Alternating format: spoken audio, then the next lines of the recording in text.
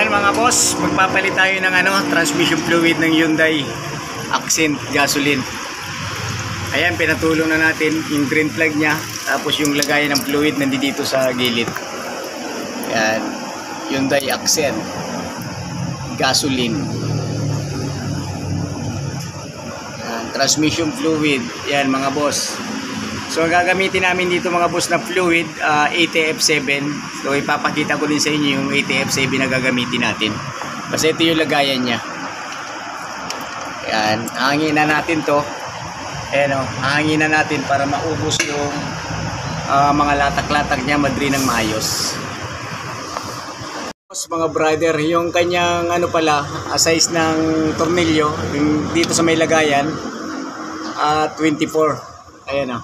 24 ang size. So gagamit lang tayo ng 24 na wrench, open wrench.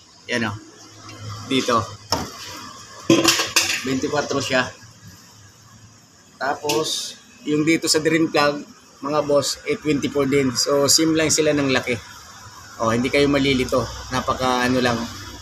Pares lang sila ng size ng tornilyo mga boss ha. Sa lagayan tsaka sa drain plug. Okay. Ayan mga boss. Ayan, ito yung kanina na papalit tayo ng transmission fluid ng Hyundai Accent. Gago! Ayan pinapatulong na natin yung kanyang transmission fluid. Tapos yung lagayan niya, yung kanina pinakita natin, nandito sa gilid ng transmission. Paano masabi? Ayan, nasa ilalim tayo ng sasakyan. So yun mga boss, ito yung kanyang transmission fluid na gagamitin natin. Pwede sa lahat to, ATF7. Kasi wala tayo sa shell niyan. Hindi pa naglalabas yung shell ng ganitong transmission fluid na pang Hyundai at saka pang Kia.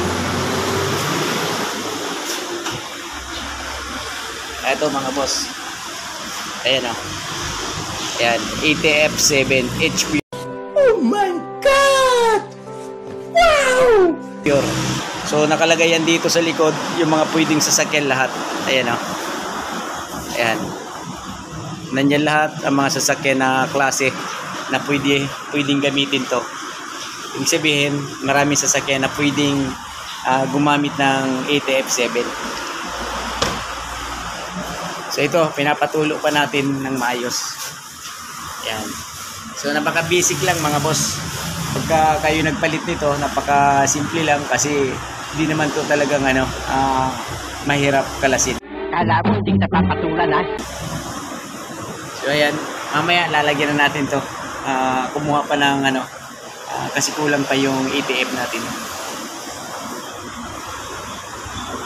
Ayan boss, ito yung drainan, ito yung lagayan. Okay. Thank you.